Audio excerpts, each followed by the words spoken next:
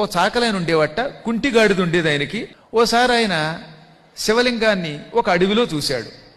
అయ్యో, అందరూ వాహనాల మీద వెడుతున్నారు, ఈ అడవిలో ఉన్న శివుడికి మాట వరసకు కూడా ఒక్క వాహనం లేదు.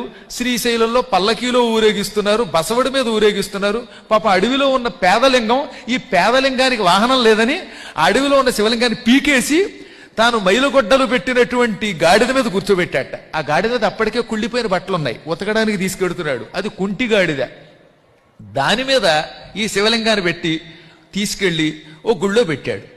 అప్పుడు ఆయన ఏం చేశాడు, నాకు వాహన సేవ చేసావా, కుళ్ళుగొడ్డల మీద మెత్తగా ఉందని కూర్చోబెట్టావా, అది కూడా కుంటిగాడిదా, అయినా సరే నిన్ను మెచ్చుకున్నానని ఆయన తీసుకెళ్లి భృంగిరిటి అని శివుడి దగ్గర ఒక గొప్ప దూత ఉన్నాడు, ఆయనకి సేవకుణ్ణి చేశాడు.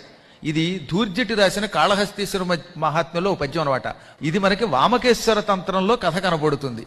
అంటే శివుడి యొక్క లక్షణం ఏమిటి, ప్రేమ భక్తి ఉంటే లొంగిపోతాడు ఆయన. ప్రేమకి లొంగినట్టుగా దేనికి లొంగడాయన. ఆ ఒక్కటే ఆయన్ని కట్టిపారవేసే అపారమైన శక్తి కలిగినటువంటి పాశం, తాడనమాట.